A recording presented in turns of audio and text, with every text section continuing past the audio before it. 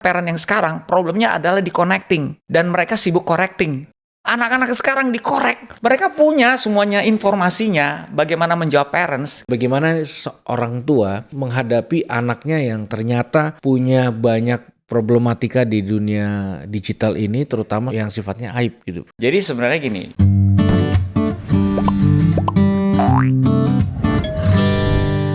Welcome to Ayah Hadir bersama saya Yeri Patina Sarani dan Daniel Mananta Network, dan hari ini tentu dengan tamu yang sangat spesial buat kita semua dan sudah tidak asing lagi tentunya Bung Yosi. Terima kasih sudah mengundang. Thank you. Cuman yang hebatnya kita nggak janjian baju hitam ya. Oh gitu ya. Jadi udah memang udah sinergi bukan nih. Hati itu tematik ya. Iya. Sampai Sudah menyatu hatinya. Sudah menyatu. Iya. Gimana bro? All good. Sibuk apa hari ini belakangan ini? Ya kalau sibuk, kalau dengan grup yang bernama Project Pop itu. Iya. Kita kan sudah 28 tahun, makanya di ulang tahun yang ke-28 kemarin decided untuk memberikan sesuatu lagi. Kita bikin album re-arrangement beberapa lagu lama yang kita pikir kalau di-arrangement ulang nyawanya akan berbeda gitu. So far so good, animonya juga bagus di pasar. Udah ada juga kita keluarkan dalam bentuk vinil dan vinilnya habis gitu ya. Kita tadinya cukup pesimis nih, vinil masih banyak penggemarnya nggak ya? Tapi ternyata habis gitu ya. Oke lah, puji Tuhan gitu ya. Manggung-manggung juga diberi kesempatan untuk menjadi beberapa narasumber juga yang cukup rutin, komunitas produksi begitulah kesibukannya. Kita di satu channel di Daniel Mananta Network kita membahas soal Ayah Hadir ini adalah sebuah isu yang punya dampak krisis cukup besar di bangsa ini. Iya betul. Yang which is semua pemikir-pemikir bangsa ini nggak bisa hanya mikirkan politik aja, ini aja dan sebagainya aja gitu. Nah tentu membutuhkan kontribusi-kontribusi yang berbarengan gitu. Kayak contoh bro, gue di awal terus gue pengen minta point of view dulu. Menurut gue sekarang ini sekolah itu hanya mempersiapkan orang-orang dengan kompetensi yang bisa memenuhi kebutuhan industri. Nah sehingga ketika mereka menjadi pelaku industri, salah satu hal yang sangat sulit mereka gumuli adalah bagaimana menjadi parents yang baik, gitu. Karena memang tidak disiapkan secara infrastruktur dari awal. Nah sehingga banyak banget sekarang profesional-profesional yang luar biasa, rohaniawan, tapi ternyata punya cukup struggle yang besar dalam melakukan parenting dan muncullah banyak hal-hal yang mulai mengarah ke mengerikan gitu. Seorang ayah yang melakukan kekerasan dengan cara yang nggak masuk di akal gitu belakangan ini. Nah, kalau lu sendiri melihat bagaimana bro dengan kondisi yang ada saat ini?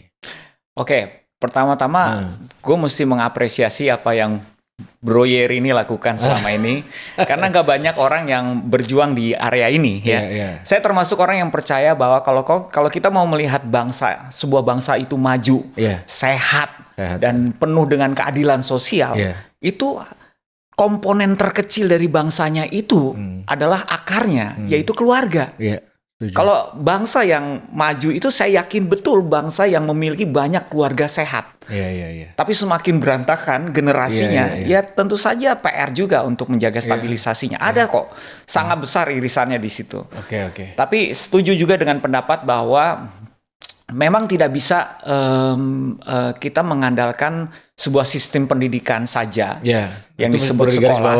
Betul ya. Tidak bisa, benar. Karena memang malah justru ketika pertama kali ada penugasan kepada manusia untuk berkembang biak, sistem pendidikan tersebut yang dianggap eksis adalah keluarga. Yang paling kuat adalah keluarga. Walaupun ya dalam perkembangan masyarakat dan budaya peradaban khususnya, sekolah itu menjadi sebuah faktor penting dalam membesarkan anak.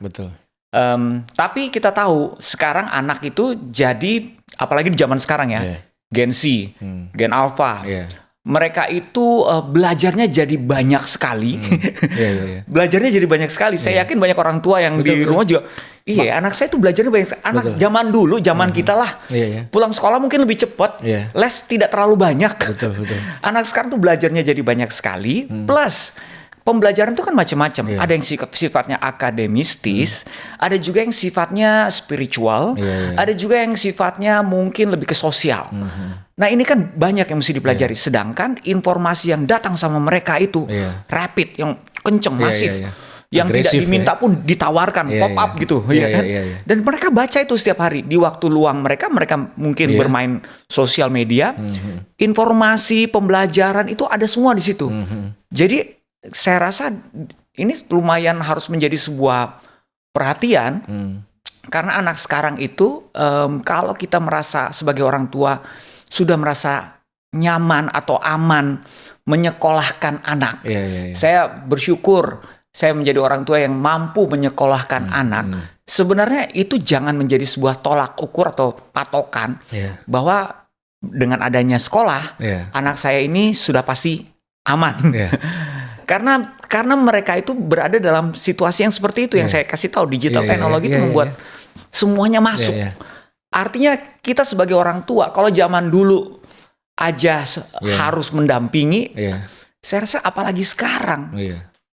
Tanpa pendampingan seperti itu, anak-anak akan selalu ada di titik bingung. Mereka pikir, mereka tahu apa yang mereka lakukan, atau mereka pelajari. Tapi sebenarnya kan that's why penelitiannya Prof. Renaldi bilang Strawberry Generation itu ada benar hubungannya dengan, menurut saya dengan kemajuan digital teknologi. Mereka tidak tahu bagaimana bersikap kuat, punya mentalitas yang kuat. Mereka strawberry banget gitu ya. Ya karena itu, karena tidak punya pegangan values yang benar tuh seperti apa. Terlalu banyak informasinya. Baru saja dinasihatin sama orang tua di rumah, di sekolah berbeda lagi perlakuan teman-temannya. Di sosial media kok kayaknya orang bisa membela diri sendiri gitu ya. Ya itu yang terjadi. Jadi kayak orang mau sehat aja sekarang kan. Iya. Di postingan pertama harus tambah nasi sedikit. Di postingan kedua jangan makan nasi. Postingan ketiga makan pisang sarapan. Postingan keempat makan pisang sarapan tuh membahayakan. Gitu. Jadi memang agresif ini mengakibatkan bobot kualitas parenting orang tua ini akhirnya semakin dibutuhkan. Betul. Dan tapi gini, digital teknologi itu masalahnya, itu tidak cuman membuat Gen Z atau Gen Alpha ini menjadi korban, semuanya mengalami disrupsi, semuanya beradaptasi dengan kemajuan di digital teknologi. Makanya kita temukan kan ada sebutan-sebutannya tuh. Baby Boomers, Gen X adalah generasi non-digital. Digital imigran adalah milenial. Digital dan generasi digital adalah Gen Z dan generasi Alpha. Itu ada arti yang dalam sebenarnya di balik sebutan-sebutan tersebut. Karena parents sekarang banyak yang tidak mengerti digital.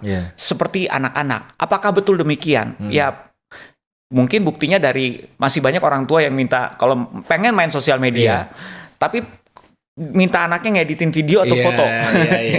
Sesederhana itu kan. Memang anaknya lebih jago digital gitu ya. Tapi anak-anak sekarang itu punya disrupsi seperti ini. Ketika mereka akhirnya merasa lebih bebas berinteraksi di dunia digital, values yang diajarkan orang tua itu tidak serta-merta terbawa. Kalau kita zamannya belum ada ruang digital, ruang main kita itu menerapkan banyak values. Karena values yang sifatnya sosial itu harus tatap muka. Secara dijarakin, kalau misalnya digital itu kan berjarak ya. Orang mana ngerti sih bahwa kalau lo menyalakan kamera sama lo memberikan, misalnya lo bertemu di meeting platform-platform meeting, apapun itu ya. Lo kalau lo menyalakan kamera buat orang dulu, ya mungkin gue rasa orang-orang dulu masih berpikir bahwa kalau gue ngomong sama lo memperhatikan gue, lo respect sama gue lo memberikan sebuah perhatian. Anak-anak sekarang kan nggak berpikir seperti demikian. Tapi kalau mereka ditatap muka, akibatnya apa? Beda loh. Betul. Lo sering lihat nggak anak-anak sekarang tatap muka ya sama yang, karena mereka sudah terbiasa dengan values yang online. Tatap muka pun ya mereka gini. Terus main gini. Oke, gue nah itu, ngerti nggak? Contoh yang sangat relevan. Bener. Makanya jangan kita tidak bisa menghakimi juga langsung bahwa itu salah atau benar. Tapi memang karena situasinya lagi begitu, makanya memang parent punya kolaborasi edukasinya adalah gini. Let's say anak-anak semakin maju secara digital, but parents, PR lo paling penting, you cannot membiarkan ini dan akhirnya nggak tahu cara connect-nya kayak gimana. Kita kan sekarang parent yang sekarang problemnya adalah di connecting. Betul. Dan mereka sibuk correcting. Anak-anak sekarang dikorek. Mereka punya semuanya informasinya bagaimana menjawab parents. Betul. Kamu nggak boleh gini. Kenapa saya nggak boleh gini? Betul. Mereka reasoningnya jago, reasoningnya karena mereka baca. Kenapa nggak boleh? Teman saya boleh. Betul. Kamu jam mainnya misalnya main gadgetnya harus segini. Oke, let's say dia punya pertanyaan gitu. Can we have a healthy communication? Misalnya dia udah ngajak kayak gitu. Dan cara mereka berbicara kan sudah sangat teredukatif.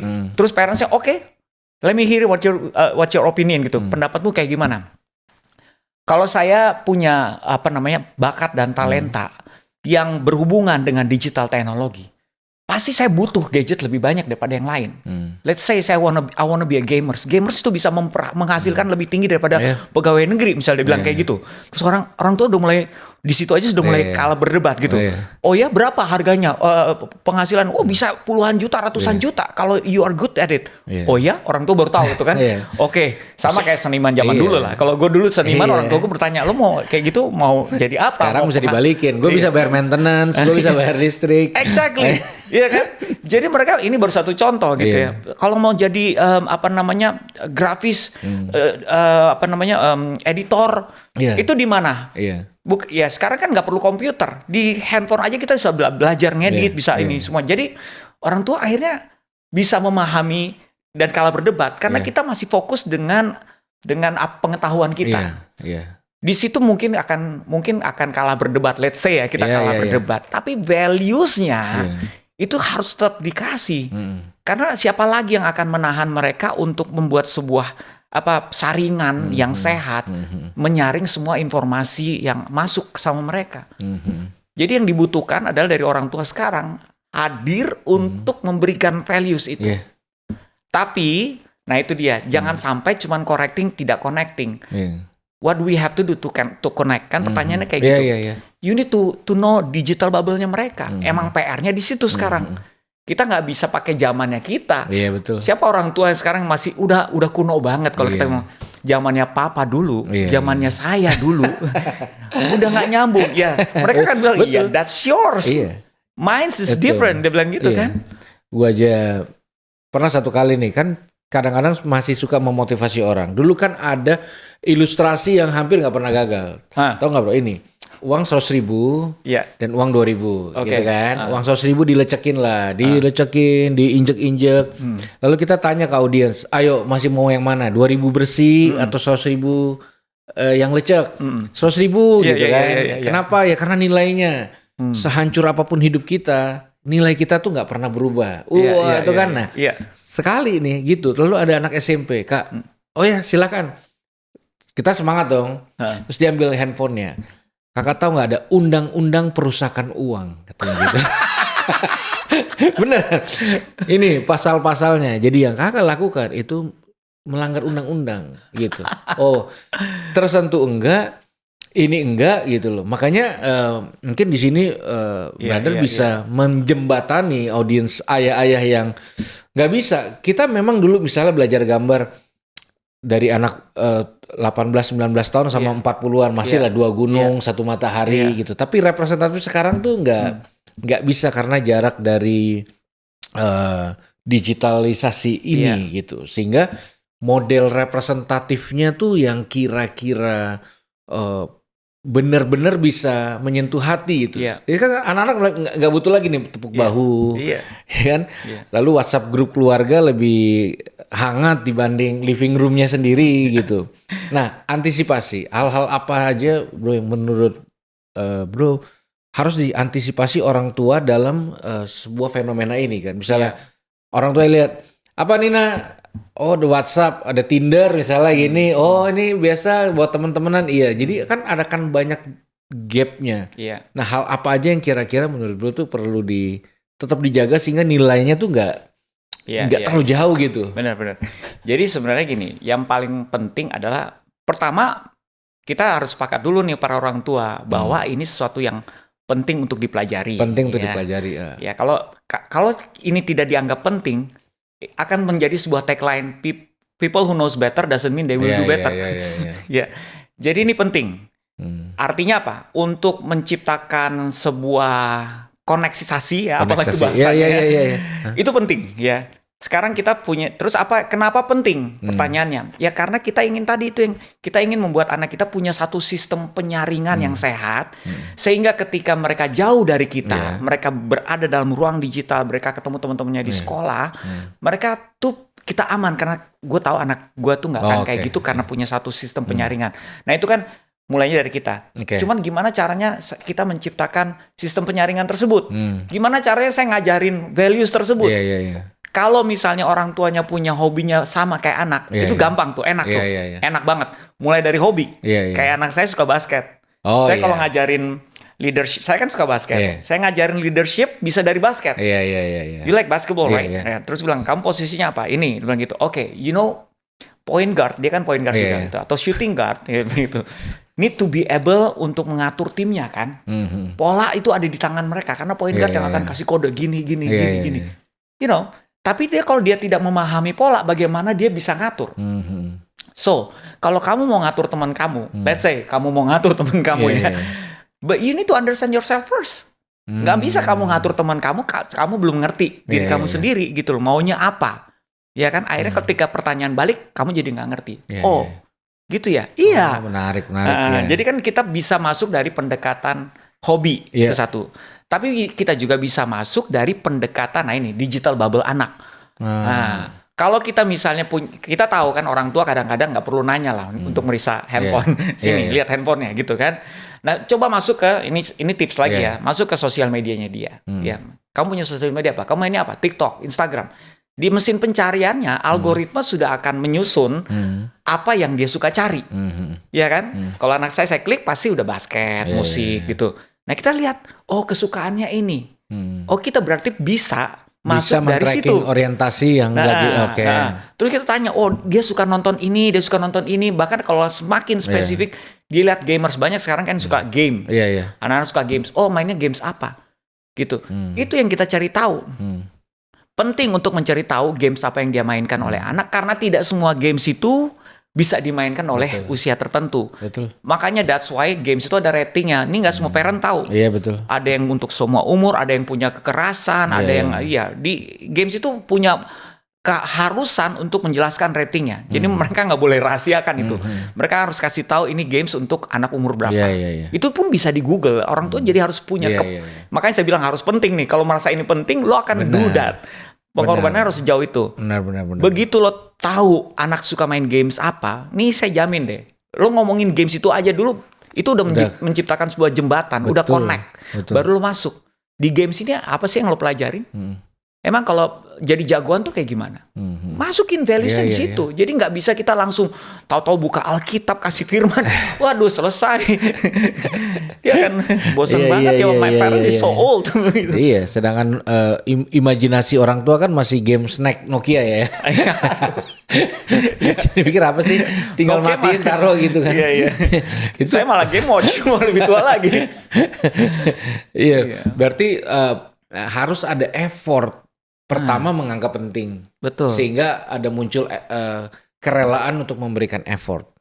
Nah, kerelaan memberikan effort ini yang jadi menentukan apakah ini stabil apa tidak. Kalau orang tua menyerah di momen dia memberikan effort, ya udah. Orang lain yang masuk tuh connect, orang lain digital lain, akun lain yang connect gitu. Betul. Jadi mempertahankan stabilitas itu memang nggak mudah gitu. Kayak kalau aku kan anak perempuan, jadi ngebangunnya dari apa orientasi dia. Jadi ngikutin tuh dari yang pertama model Elmo, Little Pony, apa semua. Nah maksudnya akhirnya masuk pembelajaran nilai-nilai yang di otak di hati kita dengan versi Little Pony itu akan jauh lebih mendarat gitu. Iya betul. Iya kan, cuma kan memang effort gitu. Benar. Kayak satu kali ada orang negur karena aku lagi bawa tas Hello Kitty-nya dia nih, jadi si orang mah tatoan naik Harley gitu kan. Gitu.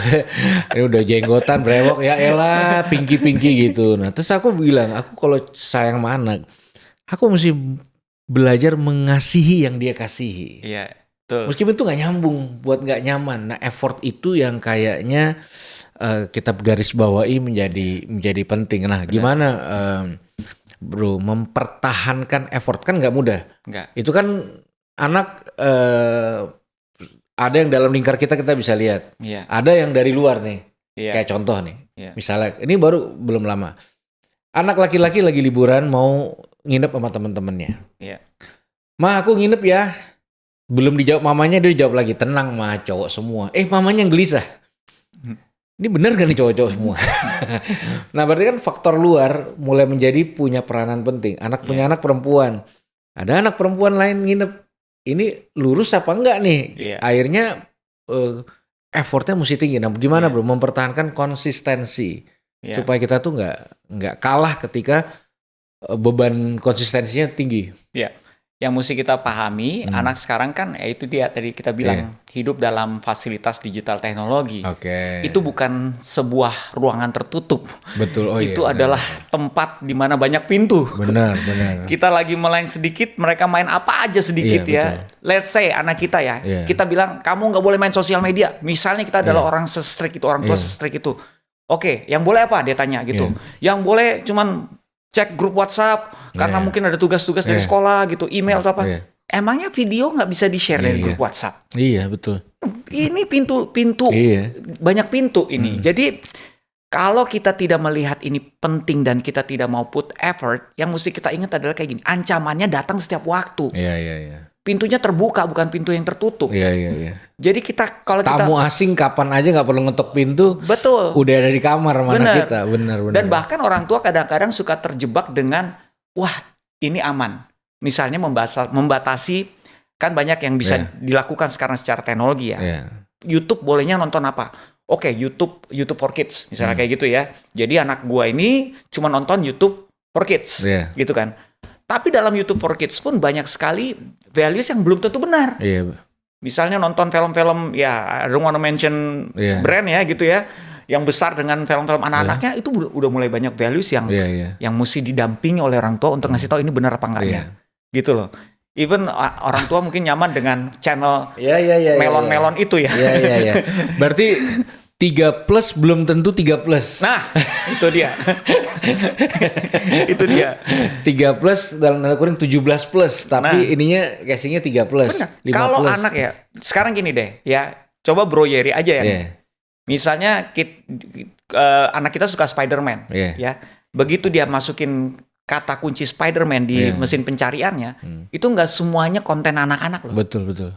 Ya kan? Betul. As simple as that. Betul. Princess. Kita masukin kata kunci princess, belum tentu semuanya princess untuk anak-anak. Betul. Ada cosplay juga. Betul. Nah itu dia. Jadi kita nggak bisa terlalu nyaman kalau mau menganggap ini menjaga effort pengorbanannya itu, yaitu belajarnya harus nggak bisa cuma belajar segini. Oh, saya sudah tahu. Betul. Malah kalau kita belajar dengan tekun ya, orang tua belajar tekun digital konten dan segala macam, kita bisa memanfaatkannya dengan baik. Misalnya, kita kan suka nyalain pornografi di anak itu karena let's say ya, karena orang tuanya tidak bisa membatasi atau anaknya terlalu bebas atau dia dapat informasi dari temennya bagaimana caranya mengakses gini. Orang tua jarang banget membahas bahwa apakah mereka lalai di saat anak sekarang itu lebih cepat loh keinginan taunya tentang sex education. Lebih cepat. Kenapa? Ya itu kan digital teknologi. Betul. Cepat banget iklan-iklan masuk, bahkan kadang-kadang iklan yang berbau-bau pornografi. Jadi pertanyaan itu sudah muncul dari dini. Nah, kalau what I'm trying to say adalah kalau orang tua nih mau belajar do the homework, dia akan menemukan ternyata let's say di YouTube itu banyak sekali video-video sex education yang bagus buat anak. Karena di Indonesia let's say orang tuanya masih tabu. Gue ngomongin nama alat kelamin aja gue malu sama anak gue misalnya gitu ya. Let's say ya, gue nggak tahu ngomongnya apa. Use the video. Lo search sex education for misalnya teenagers, for babies, for apa, pokoknya semuanya gitu. Ada lengkap mereka untuk yang kecil, yang umur. Jadi kita sudah memberikan sebuah pengetahuan terlebih dahulu sebelum dia cari tahu dari teman-temannya yang langsung lompat. Iya, benar. Karena kan itu kan dunia luas ya. Kayak ada pengalaman orang tua kan. Jadi anaknya ketik princess. Ya untuk ini kan. Yang keluar tema spa. Exactly. Lalu orang tuh bingung gimana membatasi dan sebagainya. Makanya kita harus punya speed yang paling nggak mendekati agresifnya konten-konten masuk ke anak-anak kita, ya kan? Secara krusial kita udah tahu tiga plus yang sebenarnya nggak 3 plus berarti ada kaitannya erat dengan sex education sama pornografi, karena setahu gue sekarang industri pornografi itu yang mengakses orang. Kalau dulu kan kita akses ya. Betul itu bro. Itu ya kan kita cari dari zaman DVD ini terus sekarang kita cari itu. Sekarang mereka berikan akses dan kadang-kadang itu kan misalnya kalau dia tidak premium kan ada iklan. Betul. Ya kan iklan obat kuat awalnya biasanya begitu. Benar. Sehingga orang sudah mulai punya pertanyaan gitu. Iya kan, sehingga kuat untuk apa ini Mam? Ya, kuat untuk apa nih Dad gitu. Jadi punya nggak? Mulai mengarah ke situ. Jadi kan berarti lebih cepat dari sebelumnya, sehingga kita nggak kalah dengan informatif yang dari sekarang juga film-film itu juga kan. Kalau dulu kan ya nggak tahu ya. Hampir semua film anak kan endingnya cipokan gitu. Terus bahagia selama itu cipokan tuh jadi makin lama culture-nya makin bisa beradaptasi ke situ. Betul. Nah, ya kan. Kalau dulu kayaknya wah, itu orang tua udah menilainya nggak boleh gitu. Iya, kalau dulu benar-benar. Tadi Bro Yeri mention speed, itu benar, itu kata kunci. Iya. Jadi digital teknologi itu percepatan pengetahuan. Nah, orang tua kalau kita kalah pinter sama anak-anak kita akan kalah reasoning sama mereka. Betul. Sehingga karena anaknya sudah jago ngomong gitu, lebih pinter ngomongnya, orang tua nggak tahu mau ngomong apa. Dan begitu orang tua nggak tahu mau ngomong apa, nah ini ketergantungan anak untuk mencari jawaban yang benar sama orang tua jadi berkurang kan? Betul. Lalu orang tua akhirnya pakai zaman Belanda dulu yang angkat alis, suara tinggi, ancem-ancem, langsung kepotong koneksinya lebih lagi karena udah kalah, nggak mau kalah, udah dihajar satu garis merah jebret, udah sakit hati, muncullah gelombang-gelombang yang dibilang fatherless, strawberry generation dan sebagainya, karena apalagi bapak-bapak kan kita mana mau pusing gitu buat kita dulu dididiknya begini, ya sekarang anak gini berisik gitu dan selesai gitu. Benar. Nah sehingga banyak orang-orang lain yang melihat ini sebagai peluang industri gitu. Nah makanya kan pentingnya salah satu konten Ayah Hadir ini adalah untuk mengedukatif dan mungkin memberikan sedikit shock terapi gitu loh. Karena ini contoh ya, kalau dulu adegan ciuman angkatan aku nih ya, ayo anak-anak tutup mata gitu kan, set refleks kan, udah belum gitu. Nah ini kejadian di keluarga. Jadi pas lagi tutup mata yang bocah-bocah ini yang lagi nggak fokus lagi bahas soal French kiss, ciuman yang sampai begitulah. Ini kita udah kelewat jauh nih. Jadi udah nggak bisa lagi mata jasmani ditutup karena mereka melihat dengan mata digital yang sebegitu agresifnya. Nah, gimana caranya supaya kita bisa menyamakan speed itu, bro? Itu kan teknis ya, bukan masalah hati ya. Nah, gini, makanya kalau misalnya kita pertama tadi kalau kita sudah melihat ini penting itu sudah modal yang bagus lah. Kita akan punya effort, pengorbanan.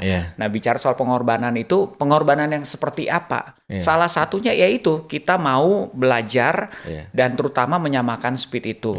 Speed itu disamakannya kayak gimana? Tadi tipsnya sudah sempat mention juga tuh. Cari tahu apa yang menjadi digital bubble anak, apa yang kesukaannya dia itu apa gitu. Kita bisa cari di situ. Atau let's say anaknya cukup pinter menyembunyikan. Karena kan tidak banyak orang tua yang tahu anak-anak tuh punya beberapa akun sosial media. Masih mending kalau cuma punya 2. Mereka punya beberapa akun sosial media. Ada satu akun yang mereka anggap aman, orang tua boleh akses ke situ. Ada juga akun-akun yang orang tua nggak tahu. Yang mereka bisa stalking temennya, komentar-komentar yang tidak baik di situ. Ada akun-akun seperti itu. Nah, let's say anaknya pintar menyembunyikan hal-hal seperti itu. Kita pun sebenarnya bisa membuka curiosity-nya kita, seolah-olah kita yang mau belajar dari anak dengan mencari taunya kita mengikuti kemajuan digital teknologi. Dulu mungkin sekarang orang ada 3 pintu gerbang mesin pencarian. Ya, ini tips lagi ya. Oke. Ini menarik nih. Yang umum itu adalah Google, Yahoo, mesin pencarian seperti itu. Yang Cina tuh apa tuh? Dia punya sendiri lah. Safari. Safari ya. Ada yang lewat sosial media juga. Yang katanya anak-anak sekarang tuh lebih suka menggunakan Instagram dan TikTok, Gen Z ya, untuk mesin pencarian mereka. Ya, karena mungkin yang mereka cari juga, ini tergantung jenisnya sih sebenarnya ya. Tapi ada lagi yang kalau pertanyaan-pertanyaan deep itu sebenarnya kita juga bisa dibantu oleh AI, ya. AI ini untuk, tapi kalau AI itu semuanya tidak personal ya. Jadi dia bisa memberikan jawaban yang tajam, tapi kalau penyampaian, nah ini intermezzo aja, tidak personal. Balik lagi, itu informasi yang bisa kita pelajari dengan cepat. Let's say kita nggak punya informasinya anak kita itu suka main games apa, misalnya gitu ya. Gue mau saya nih pengen bangun komunikasi nih sama anak saya nih. Anak saya lihat dia suka main games, tapi saya nggak tahu dia main games apa. Oke, bagaimana kalau saya cari di mesin pencarian, saya pergunakan. Let's say mau pakai AI, AI itu kan ada di ChatGPT, Nova dan segala macam gitu ya. Permainan mobile yang disukai oleh anak umur. Jadi promnya itu penting tuh, mesti penting tuh. Umur segini di Indonesia. Dia akan keluarin tuh datanya gitu. Dari data itu aja, misalnya kita mau pilih 3 gitu ya. Oke, yang paling atas 3 gitu ya. Kita pelajari gitu. Nah, dari situ kita bisa tanya, kamu tuh kalau main game sukanya apa sih? Langsung kita mention namanya. Apakah kamu sukanya Mobile Legend atau Fortnite atau Minecraft atau Free Fire? Terus dia akan dari situ aja itu akan membuat anak yang tadinya mungkin cuek karena dia tahu bapaknya ini punya satu topik baru yang nyambung sama gua nih. Dia akan nengok kan? Nengok tuh pasti tuh. Nengok pasti. Itu aja sudah satu pancingan yang karena kita mencari tahu, karena kita nggak tahu kan. Nah, ini kita berusaha menyamakan speed tuh seperti itu. Kita lihat anak kita suka olahraga, ya kita cari tahu dia suka olahraganya apa. Klub apa gitu. Terus tiba-tiba kita bahas misalnya main bola. Kamu suka ini nggak? Pernah dengar pemain bola yang namanya ini nggak gitu? Kamu udah nonton film ini nggak? Atau menurut kamu ini golnya bagus nggak? Misalnya dia main bola gitu. Kasih lihat. Itu kan sebenarnya kita menggunakan cara mereka untuk menciptakan jembatan. Jadi untuk sama banget sama speednya mereka pasti ideal banget lah itu ideal banget. Tapi kita bisa mendekati lah untuk mencolek. Kalau lari istilahnya kita bisa ini menurut kamu gimana gitu ya. Ya itu kita harus punya kemauan untuk melihat dari sesuatu yang real aja, kelihatan dulu. Kalau main games kelihatan tuh, anak kita suka main games kelihatan online gitu. Terus kita jadi khawatir kalau online, karena online itu juga ada resikonya ya. Kalau dia main sama teman-temannya yang dia ketahui itu aman. Tapi kadang sometimes permainan dia udah terlalu jago, dia bisa main sama orang di luar siapapun gitu. Ya kan, kalau dia terlalu jauh karena teman-teman mungkin dia udah kalahin semua gitu. Nah itu harus kita bisa lihat kan, dia suka main games. Oke. Berarti games bisa menjadi jembatan. Oh, dia suka olahraga. Oh, dia suka musik. Oh, berarti musik bisa menjadi jembatan. Nah, itu menyamakan speednya tuh seperti itu. Terakhir, itu kan kita bagaimana menyamakan sehingga kita bisa mencegah. Nah, kan nggak bisa dipungkiri, banyak juga hal yang sudah dampak negatif ini sudah terjadi di dalam kehidupan anak gitu. Misalnya, kalau dia misalnya terlalu lama di game, kan sekarang banyak yang motoriknya terganggu, ininya terganggu, terus kehidupan sosialnya juga terganggu. Lalu ada hal-hal lain yang sifatnya dari digital yang sifatnya merusak, mungkin judi online dan sebagainya. Dan juga ada, seperti Bro bilang kan, modus-modus operandi dari orang-orang yang memanfaatkan ini. Misalnya lah, yang cukup banyak adalah ketika anak-anak perempuan ini didekati oleh akun-akun Facebook ini yang mukanya orang Korea lah, inilah gitu, lalu membangun hubungan yang lebih dalam sehingga terjadi pelecehan-pelecehan seksual secara digital. Mereka minta melakukan foto-foto yang nggak tepat, lalu mereka kirim, lalu kan biasa ada ancaman tuh setelah itu untuk disebarkan, dan itu kayaknya sudah sangat masif dan agresif. Betul. Gitu ya. Nah, itu kan mengincar tentu anak-anak yang tidak dalam pengawasan orang tua secara digital. Jadi dia ada kelihatan nih anaknya di sini sama bapaknya, tapi secara digital bapak tidak mampu mengcover si orang jahat ini. Nah, let's say itu sudah terjadi, bro. Udah terjadi. Di jejak digital hubungan yang tidak senonoh itu tersebar di mana-mana. Sudah ada di tantenya, di grup keluarga ini, udah gini. Gitu. Dan itu kan bukan jadi sesuatu yang mudah. Ya mungkin tidak ada konsekuensi hukum. Tapi bagaimana seorang tua yang sudah kadung menghadapi anaknya yang ternyata punya banyak problematika di dunia digital ini, terutama yang sifatnya aib gitu, bro. Gimana bro ininya? Ini pertanyaan menarik ya, karena apa yang Bro Yeri sampaikan ini real. Kalau di Korea Selatan itu lagi masalah dengan deepfake kan, betul. Yang foto-fotonya dimasukin ke aplikasi porno bisa menjadi foto anak tersebut ya. Jadi ini masalahnya kenapa menjadi serius, apalagi apalagi ketika sebelum ini terjadi, anak tidak dekat dengan keluarga. Apalagi Itu bikin membuat double depresi. Betul. Udah depresi dalam situasi tersebut, dia nggak menganggap keluarga adalah tempat pelarian.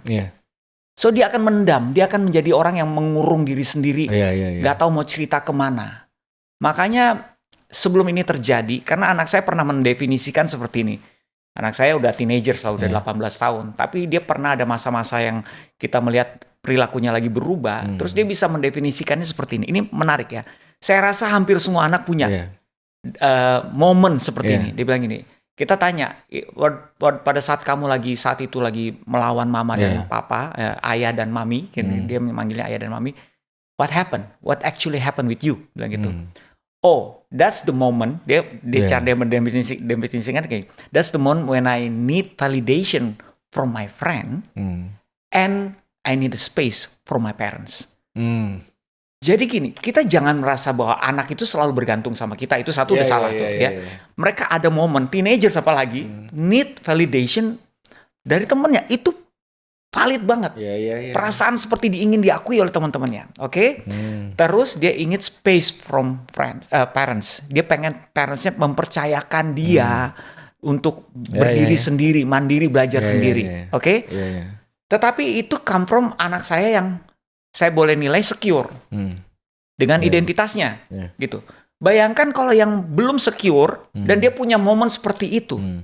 Actually, menurut saya kalau anaknya belum secure, dia begitu dia minta that moment, dia demand that moment dari parentsnya, dia bisa jadi sedang melarikan diri. Sedang justru lebih berpihak kepada yang situ dan tidak menganggap parentsnya itu sebagai tempat di mana dia bisa kembali ketika dia tidak mendapatkan apa yang dia dapatkan dari friends-nya misalnya atau sosial medianya.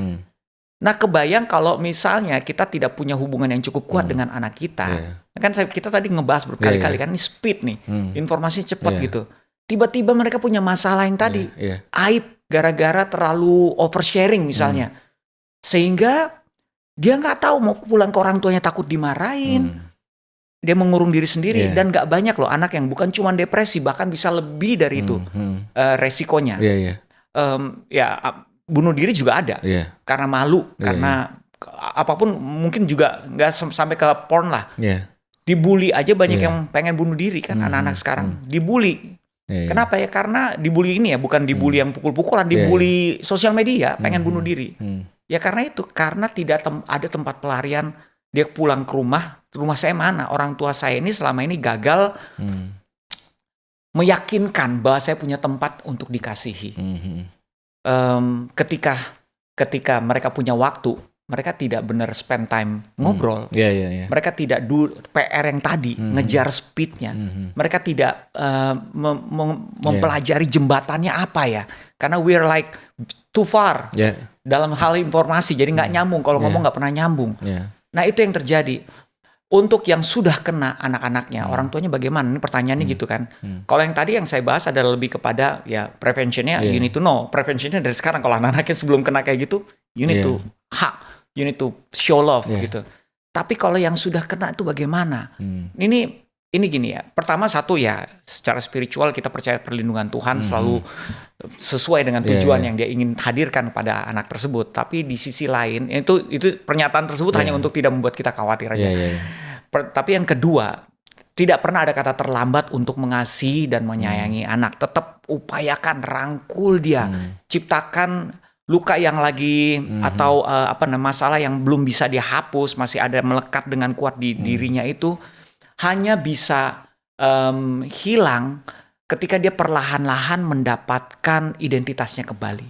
Nah, identitas itu kan apa sih? Identitas itu merasa dikasihi. Identitas dikasih itu yang paling kuat, yang harus dimiliki oleh setiap anak. Nah, itu yang menjadi perjuangannya orang tua. Dia harus benar-benar gimana caranya supaya anak saya yang lagi down ini, yang lagi malu sama dirinya sendiri, kembali mendapatkan kasih tersebut. Bahwa ada harapan. Kasih itu memberikan harapan.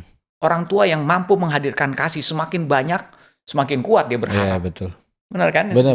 Setuju. Jadi kalau sudah kena, dia pasti malu. Dia pasti yang nomor satu terserang orang malu adalah identitas, apalagi. Berarti yang dia butuhkan apa? Kasih. Kasih, mau gak mau biar bagaimanapun. Kasih datang terus mengasihi dengan berbagai cara. Mengasihi sampai akhirnya dia kembali sembuh dari lukanya karena orang tuanya berhasil menghadirkan kasih itu kembali. Salah satu yang dibutuhkan orang tua hari ini adalah ya memberikan juga ruang gagal kepada anak-anaknya karena medan pertempuran tidak bisa memungkinkan kita hadir representatif senantiasa secara perfect di anak-anak kita, sehingga ruang gagal itu semakin luas itu. Jadi akhirnya trust, hubungan di dalam ruang gagal itu menjadi akumulasi bagaimana kesiapan kita menjadi orang tua, terutama buat semua yang mau melakukan pernikahan. Bahwasanya ini bukan hal yang receh untuk menjadi orang tua, mau nggak mau harus menjadi seorang petempur yang punya bahu yang kuat. Gitu. Thank you bro sudah hadir dan share banyak hal. Mudah-mudahan ini di-share kepada banyak orang. Ini mencegah dan tips-tips mengenai speed, mengenai informasi itu kan itu nggak jarang dibahas gitu loh, untuk mendakan dan ngapain tunggu hancur dulu, nggak ngomong 5 tahun, anak udah ini baru memulai lagi nyari tahu basket. Oh ini, jadi mulai dari sekarang gitu ya. Sukses bro buat semuanya. Thank you Yeri, keep doing this. Thank you. Dukung semoga terus. Orang tua sana terberkati ya.